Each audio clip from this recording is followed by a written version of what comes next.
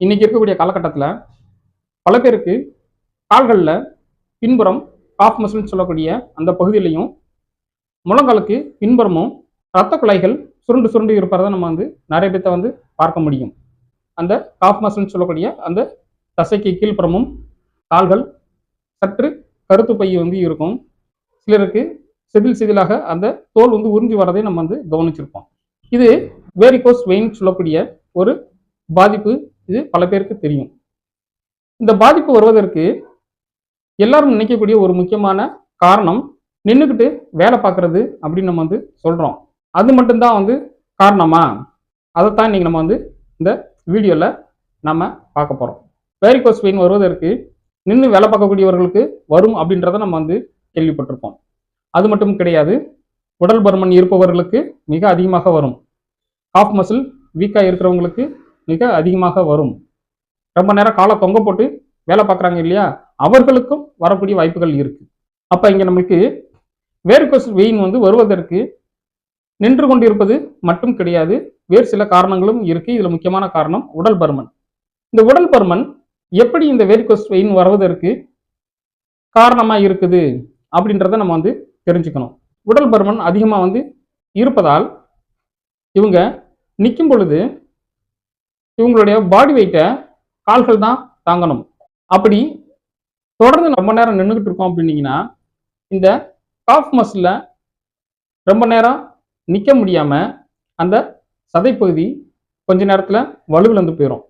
அப்படி அது டயர்டாகி வலுவிழந்து போகும் பொழுது கால்களுக்கு நல்ல ரத்தம் வந்துட்டு திரும்பி அசுத்த ரத்தம் மேல் நோக்கி இதயத்தை நோக்கி போகும் பொழுது அங்கே இருக்கக்கூடிய அந்த இரத்த குழாய்கள் அந்த ரத்தத்தை மேல் நோக்கி அனுப்ப முடியாம தளர்வடைஞ்சு அதோடைய இரத்த ஓட்டம் அங்கேயே கொஞ்ச நேரம் நிற்க ஆரம்பிச்சிடும். நம்ம நிறைய பேத்துக்கு தெரியும், நம்மளுடைய உடல்ல இருக்கக்கூடிய இரண்டாவது இதயம் இந்த காஃப் மசில்.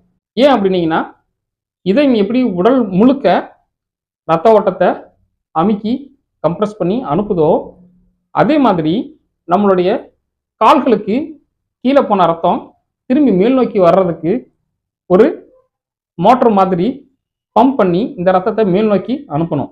அதனால இந்த இரண்டுமே பம்பிங் பண்ற வேலையை செய்யறதுனால நம்மளோட உடல்ல இரண்டாவது இதயம் அப்படின்னு நம்ம இந்த காஃப் மசிலை சொல்றோம்.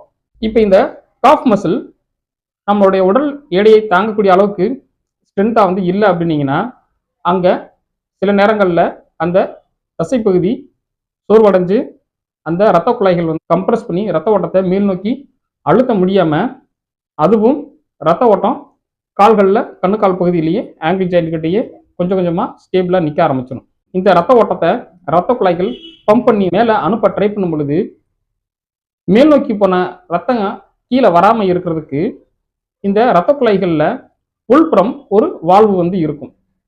வால்வுனா நம்மளுக்கு என்னன்னு தெரியும். It is a one way flow, அவ்வளோதான். சைக்கிள் டியூப்ல இருக்க வால்வு, டயர் எல்லா இடத்துலையும் வால்வு இருக்கும். வாட்டர் ஃப்ளோவில் இருக்கக்கூடிய வால்வ், கேட் வால்வ், இதில் நம்ம பார்த்தீங்கன்னா நிறைய படிச்சிருப்போம் இல்லையா, அந்த மாதிரி இதுலேயும் ஒரு வால்வ் இருக்கும். ஸோ இதுவும் ஒன் வே ஃப்ளோ மட்டும்தான் அலோவ் பண்ணும்.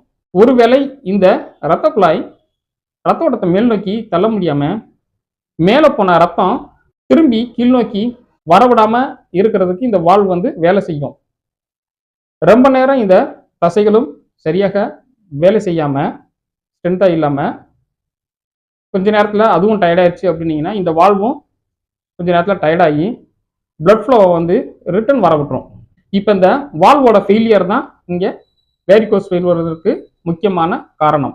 இது இந்த அளவுக்கு பாதிப்பை ஏற்படுத்துமா அப்படின்றதுல நம்மளுக்கு கவனமாக இருக்கணும்.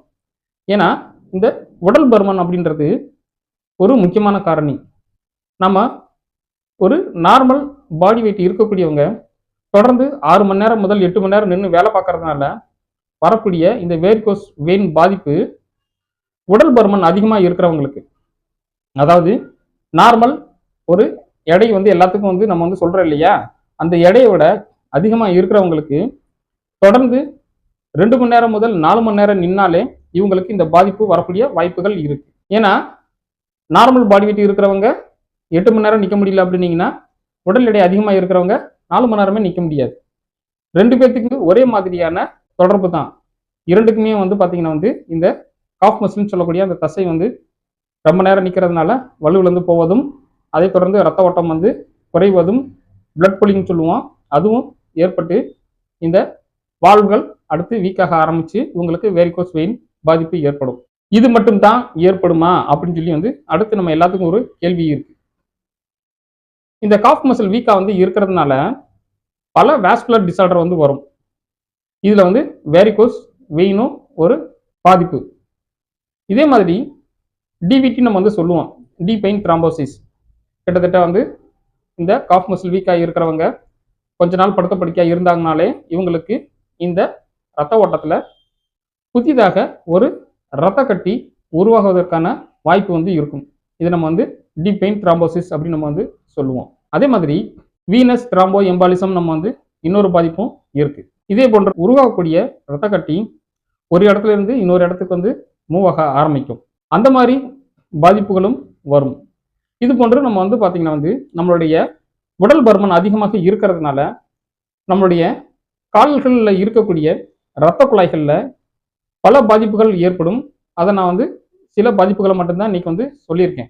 அப்போ நம்ம உடல் எடையை கட்டுப்பாடோட வைக்கிறது ஒரு முக்கியமான விஷயம் அப்படின்னீங்கன்னா, நம்மளுடைய உடல்ல இருக்கக்கூடிய மிக முக்கியமாக கால்களில் இருக்கக்கூடிய தசைகள் பலமாக இருப்பது மிக மிக முக்கியம். ஏன்னா நம்ம வந்து இதுக்கு முன்னாடி ஒரு வீடியோவில் நம்ம வந்து சொல்லியிருக்கோம், ஃபிட் அன்ஃபிட். நம்ம வந்து உடல் எடை எவ்வளோ வந்து இருந்தாலும் அதை மேனேஜ் பண்ணுறதுக்கு நம்மளுடைய பாடி, கால்கள் எல்லாம் பலமாக இருந்தால் ஒரு பாதிப்பும் கிடையாது.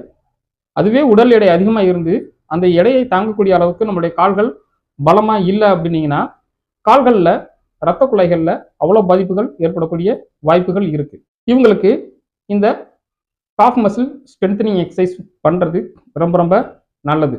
அதோட இவங்க வந்து இந்த வேரிகோஸ் வெயின் பாதிப்பு ஏற்படக்கூடிய வாய்ப்புகள் இருக்குது அப்படின்னீங்கன்னா, அதற்குன்னு ஸ்பெஷலாக ஸ்டாக்கிங்ஸ் வந்து இருக்குது. அதையும் நம்ம வந்து பயன்படுத்துறது ரொம்ப ரொம்ப நல்லது. ஒருவேளை இந்த மாதிரி உடல் பருமன் அதிகமாக இருப்பவர்களுக்கு தொடர்ந்து நின்று பார்க்கக்கூடிய வேலை தான் இருக்குது அப்படின்னீங்கன்னா, ஒரு 1 ஹவருக்கு ஒரு தடவை தொடர்ந்து நிற்காம கொஞ்ச நேரம் சேரில் ஒரு 5 முதல் 10 நிமிடங்கள் உட்காந்து ரெஸ்ட் எடுத்துட்டு திரும்பி வேலையை தொடரலாம். ஓய்வு நேரத்தில் ஆங்கிள் பம்ப் எக்ஸசைஸ்ன்னு சொல்லி நம்ம வந்து சொல்லுவோம். அந்த ஆங்கிள் மூமெண்ட்டை வந்து பார்த்தீங்கன்னா வந்து அப் அண்ட் டவுன் மூமெண்ட் வந்து பண்ணினா கூட வந்து போதும். குறைந்தது ஒரு 15 முதல் 25 தடவை பண்ணுங்க. இந்த உடல் பருமன் அதிகமாக இருப்பவர்களுக்கு வேரிகோஸ் வெயின் வருவதற்கான முதல் அறிகுறியே இந்த காலில், அதுவும் முக்கியமாக கட்டவரல இருந்து காஃப் மசில் வரைக்கும் நமக்கு ஒரு நம்னஸ் வந்து இருக்கும், மதமதப்பு ஏற்படும். இதுதான் முதல் அறிகுறி. அதுக்கப்புறம் அடிக்கடி கால்கள் அந்த தசைப்பிடிப்பு ஏற்படுவதற்கான வாய்ப்புகள் இருக்கும். ரொம்ப நேரம் நின்னா நம்மளுக்கு கால்கள் மரத்து போகிற மாதிரி இருக்கும். திடீர்னு கால்கள் வந்து டைட்டாக இறுக்கி பிடிச்சிக்கிட்ட மாதிரி ஒரு உணர்வும் வரும். இதெல்லாம் வந்து காஃப் மசில் வீக்காக இருப்பதற்கான அறிகுறி. இந்த காஃப் மசில் வீக்காக இருந்தால் தான் நம்மளுக்கு இவ்வளோ வாஸ்குலர் டிசார்டர் வரக்கூடிய வாய்ப்புகள் இருக்கும். அப்போ நம்ம வந்து தினமும் கால்களுக்கு, காஃப் மசிலுக்கு தினந்தோறும் ஏதாவது ஒரு பயிற்சியை செஞ்சிட்டோம் அப்படின்னீங்கன்னா, இவங்களுக்கு இந்த வாஸ்குலர் டிசார்டர் வருவதற்கான வாய்ப்புகள் இல்லை.